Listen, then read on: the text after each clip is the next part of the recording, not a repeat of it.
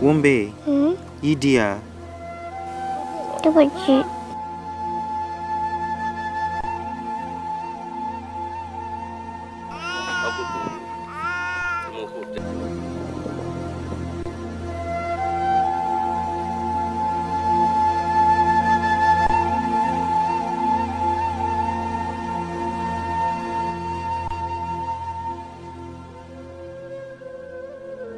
In northern Ghana, where life flows as gently as the river waves, there is a tune of hope. Tamale, located in Ghana's northern region, is a city known for its persistence. However, one of its towns, located in the Nanton district, hides a secret. The educational system here faces great challenges, particularly for its young girls. It's 10 a.m. on a Wednesday. The scorching sun in Gno is merciless. I mean, absolutely unbearable. I encountered a group of young girls on their way to school, barefoot and unaccompanied. Their vulnerable state stirred both concern and curiosity within me. Why were they walking under the scorching sun, devoid of shoes and supervision? The ground was scorching hot, forcing them to either hasten their pace towards the shade of a tree, to cool off, or to hop on their feet while walking. Some even cried due to the unbearable heat.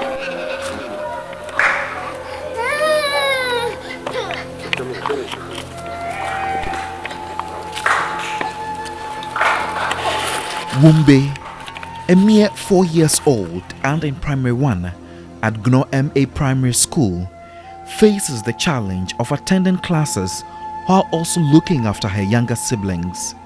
She must balance her studies with caring for them while at school. Her little brother is only 9 months old and her sister is 2 years old. Their mother frequently leaves them under Wumbe's care while she tends to her duties on the farm. In this village, respect for the elderly is paramount, so saying no is not an option for Wumbe. Wumbe, I'm a bear. Bukom Ningda, Abole Bala. Wumbe, Idia.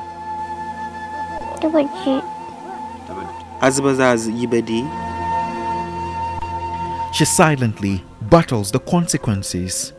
Due to the heavy weight of Wumbe's brother, Radia, Wumbe's slightly stronger friend, helps carry the younger brother as they make their way to school. Radia, was a car sondo? Wumbe could talk back to chicken, Babaroma. Leaving children under the supervision of their older siblings in Gno is a long-lasting tradition in this community, one that is increasingly becoming accepted as the standard practice in schools.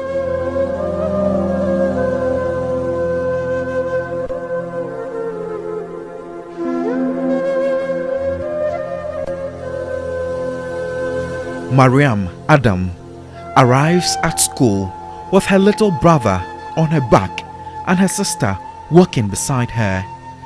Although she is the only one officially enrolled in the school, her siblings must accompany her because their parents are heading to the farm.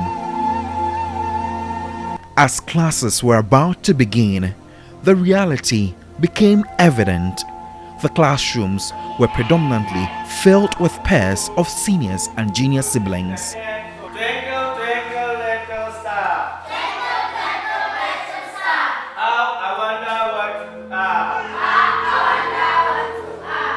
As soon as lessons began, Wumbe found herself constantly distracted by her brother and sister.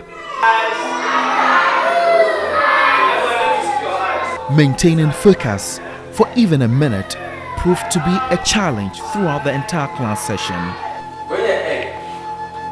Mariam was also not spared from the distractions. Her younger brother, who initially seemed to be enjoying the class lessons, suddenly became restless.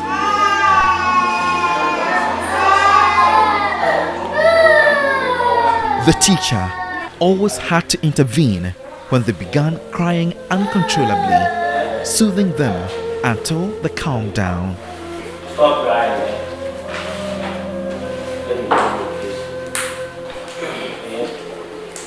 The teachers here are growing increasingly frustrated with the parents' actions within the community. This community is a farming community, so it's very rampant to see parents giving their kids to their siblings to bring to school due to the nature of their works at home. When they are to go to farm, they give them to their younger siblings to cater for. So like, it's very rampant. When you come to class, you have to control them in addition with their siblings. So most at times they interrupt the lessons. It's worrying because you can be explaining something to their understanding, and due to a younger sibling crying, you have to pause and go and console that person.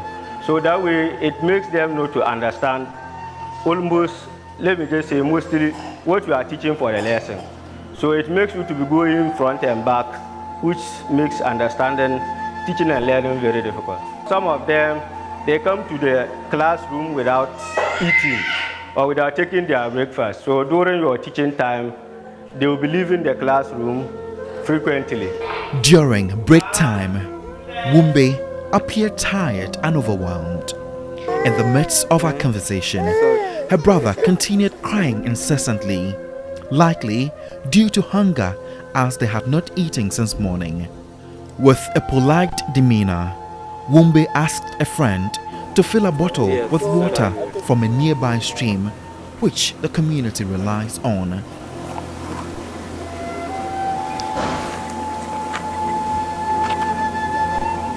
The quality of the water will be a topic for another day's discussion. Tang ba yore la anaba. Ay, Bondali kai prenamda. mambumi. Mashi.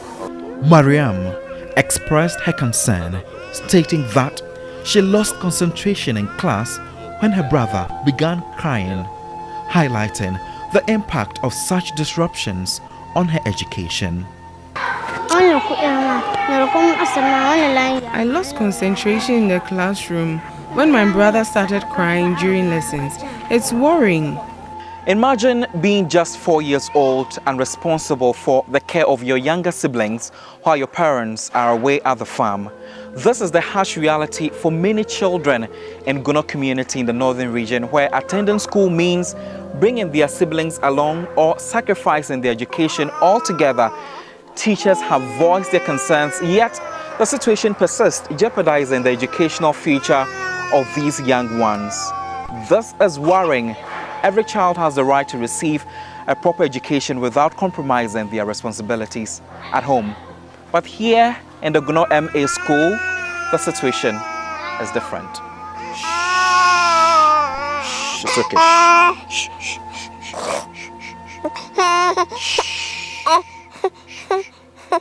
The head teacher of Gono MA Primary School, Adam Muhammad Awal, explains that sending the younger children home often leads parents to retrieve the older siblings as well.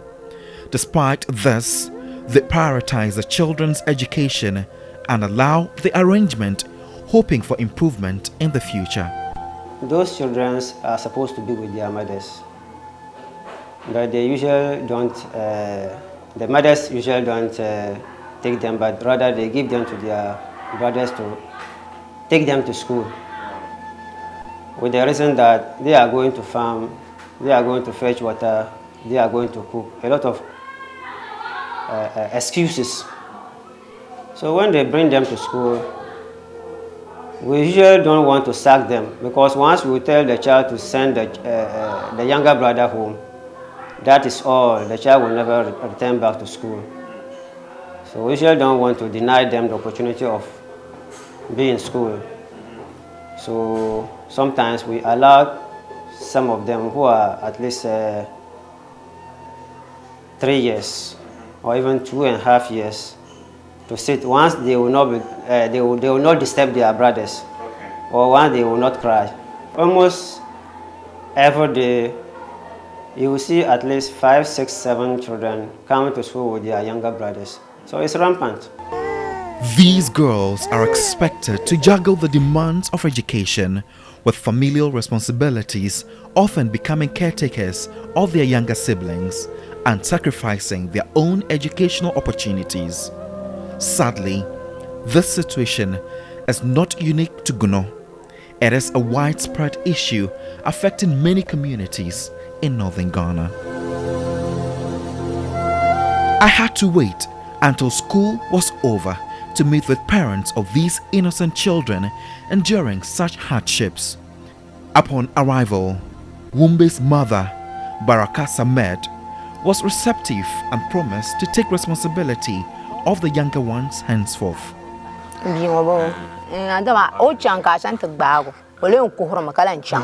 aware that he goes to the school, but I will ensure that he doesn't go with Wumbe to distract her in class. Mariam's mother also made the same promise to take responsibility of her younger children from now on.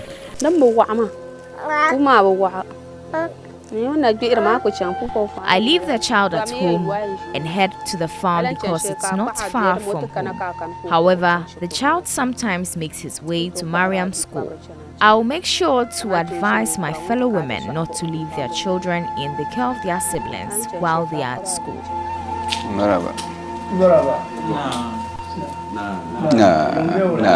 The chief of Gno, Husseini Al-Hassan, is aware of this issue and acknowledges that it worsens during the farming season. Parents rely heavily on their children's help on the farms during this time, resulting in many children being unable to attend school.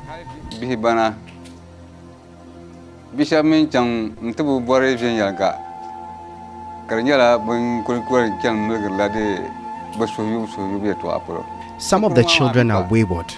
There are instances when teachers arrive in the classroom only to find empty desks. I have even witnessed some teachers attempting to teach, but some pupils ignore their presence and leave for their homes.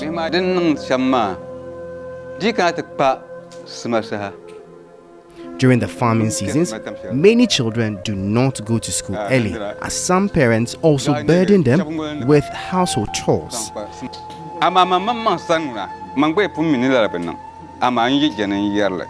I am aware that some children go to school with their younger siblings in their care, but that is not right. Now that you've brought this to my attention, I will ensure it is not done.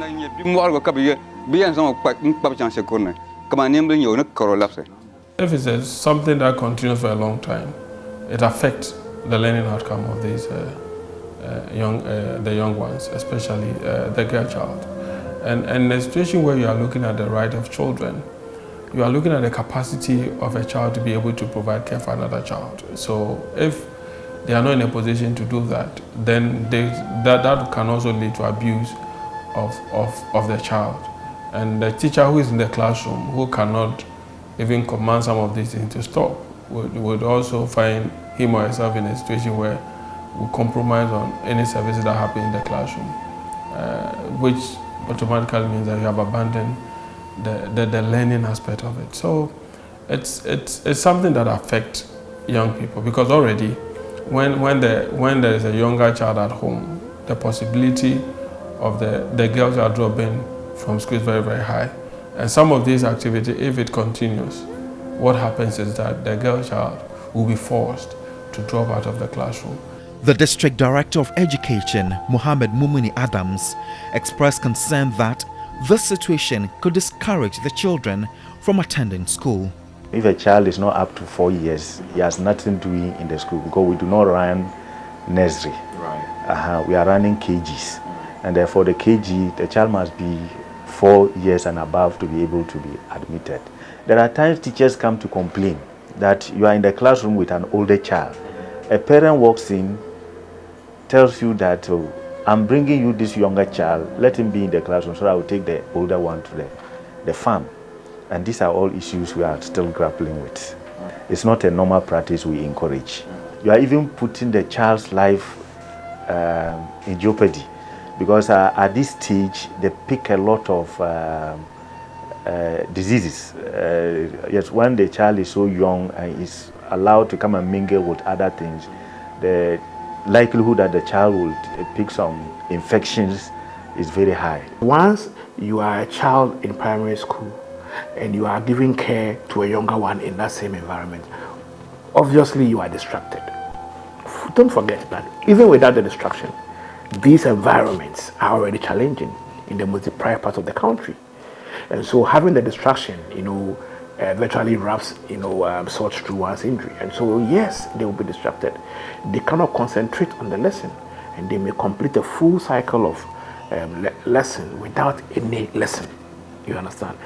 That is, for me, the critical issue. And if you don't manage these things carefully, you create a situation where within the same classroom, within the same deprived community, deprived school, you will still have inequalities, being perpetuated by an unequal access to instruction within the classroom regime. And that is what we are not supposed to promote. Let's always see education as that instrument supposed to level and create, fill up for the imbalances in our society. In Dimabi, situated in the Talon district of the northern region, education is in a state of paralysis as some parents are preventing their children from attending school. Abdullah Ibrahim just woke up, ready to face the day's hustle. He washes his face and prepares to milk the cattle, accompanied by his junior brother, who is gradually learning from him.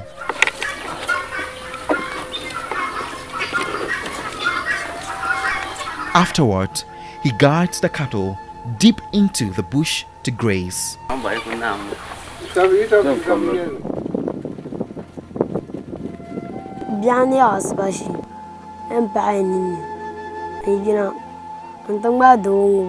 I get ready in the morning and search for food to eat before setting off to the bush with the cattle.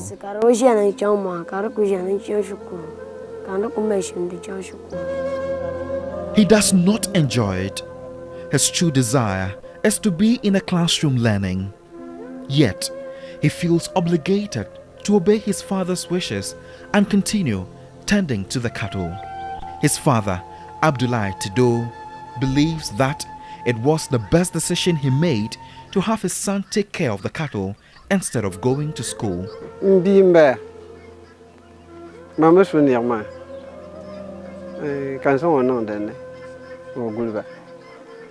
I believe it's the best decision to have my son take care of the cattle. He is my son, and I have chosen to entrust him with the responsibility. I understand the benefits of education, but this tradition is important to me. My own father raised me in the same manner, and I'm passing it on to my sons. I want Ibrahim's younger brother to grow up enough to be able to care for the cattle before Ibrahim can go to school.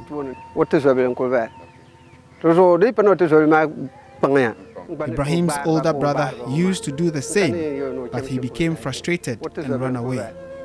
I can't say when he will go to school till his younger brother is strong enough to handle the cattle. Having walked for about 8 hours with the cattle, it's now time for them to quench their thirst. With his friends, they guide the cattle to the dam, where they share the water with the animals.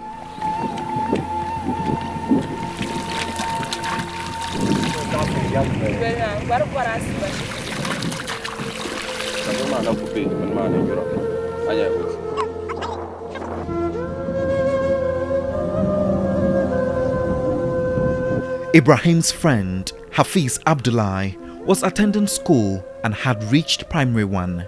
Shockingly, his grandfather had to let him quit so he could take care of the family's cattle. My grandfather made me stop school. Until now, I'm not happy about it. I would love to be a doctor, but my grandfather's instructions won't allow me. I wish to be in school, but I can't disrespect his wish.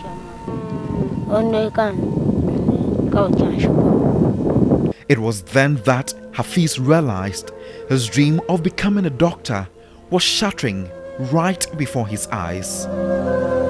Parents would not allow their kids to be in school. Hafiz Ibrahim would have to follow cattle into the bush here, and because of that, their dreams are gradually washing away. They wish to be in the classrooms, but immediately they wake up every morning, the only thought that comes into their mind is how they will be able to follow their cattle into the bush for them to be able to feed and grow properly.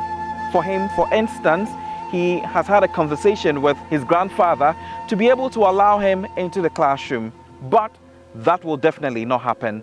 It means their dreams will be put to hold. It's purely a concept of child labor, despite the fact that people have practiced it for a while. We now have a law that protects the interests of children, and there are some activities that we've listed that children can do and the activities that they cannot do, especially where the activity that the child is involved in can be economically gainful to another person without necessarily the child, or activity that takes the child away from the classroom, or activity that will have impact on the health of the child.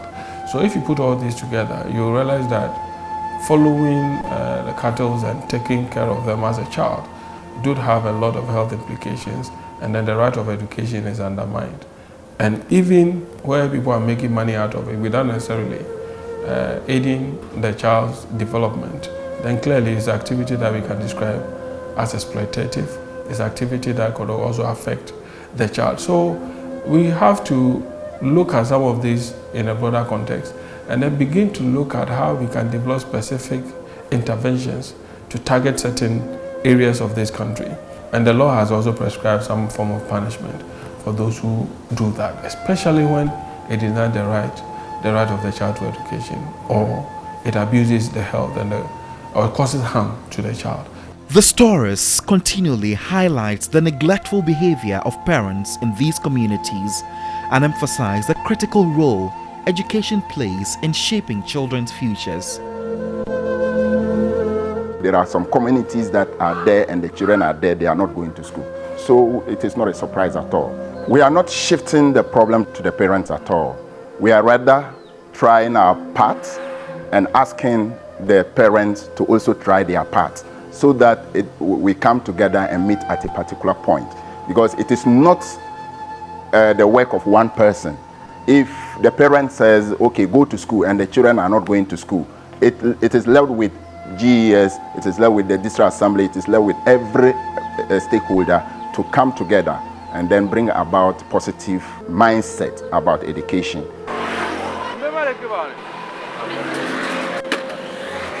In Kasaugu, located in the Sagnarugu municipality, Abdul Rahman Al Hassan, age 16, had to drop out of school to become a mechanic.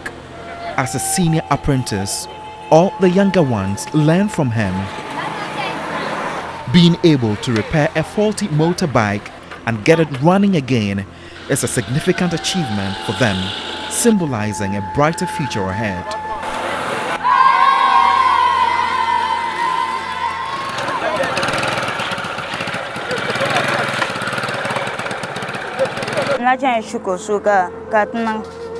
I was attending school at first, but one day, my parents asked me to do some work at home before I headed to school. As a result, I arrived late, which upset my teachers and led to a misunderstanding with some of them. I told my parents I wouldn't go to school again, and they agreed. Abdul Majid Bassett, age 12, however, attends school and then comes here to work after school hours. My parents enrolled me here. I combined school with mechanic work. I want to learn and acquire skills, and I dream of owning a shop where I can employ more people one day. Moses Mahama is their boss.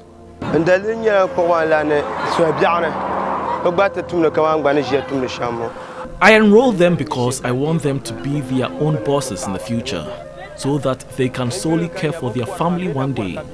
The kids are smart, they learn very fast. Some of them have been under my care for 2 years now. I know the importance of education, which is to be able to write and speak well. I advise them to go to school if they can.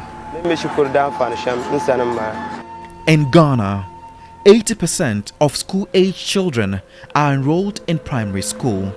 However, this still leaves up to 1 million children between the ages of 6 and 14 recorded as out of school.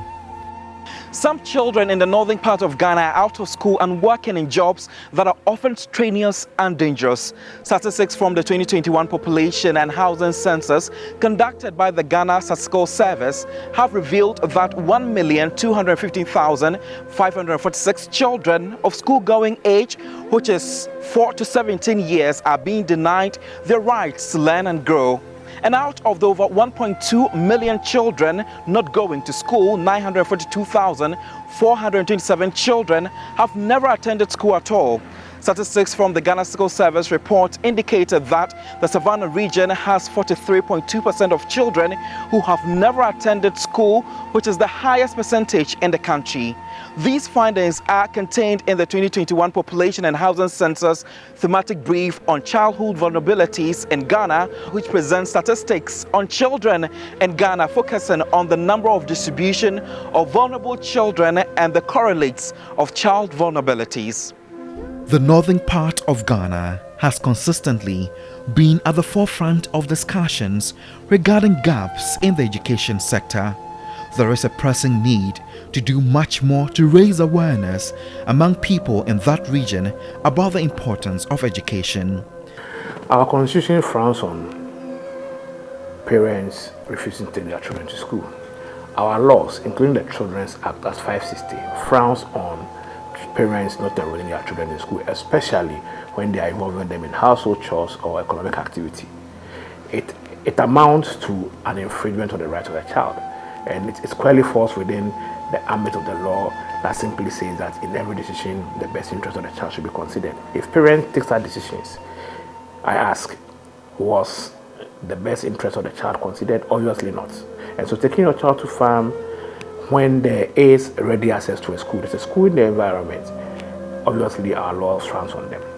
The challenge is that our local assemblies have not been forthcoming, with exacting sanctions prescribed by the Children's Act to such parents. There are provisions that ensure that child panels are supposed to be set up and parents who flout these regulations are sanctioned according to law. And so I will continue to encourage these assemblies to ensure that the laws that mandates parents from enrolling their children in school when there is or where there are schools to be implemented, to the latter. Sustainable Development Goal 4 emphasizes the importance of quality education. The goal aims to ensure that all girls and boys complete free primary and secondary schooling by 2030, provide equal access to affordable vocational training, eliminate gender and wealth disparities, and achieve universal access to quality higher education. However, in many deprived areas of the northern region, young boys and girls are already engaged in menial jobs instead of attending school. This trend is alarming and highlights the urgent need for intervention to ensure that every child has access to education as outlined in Sustainable Development Goal 4. Godwin Asidiba, TV3, Tamale.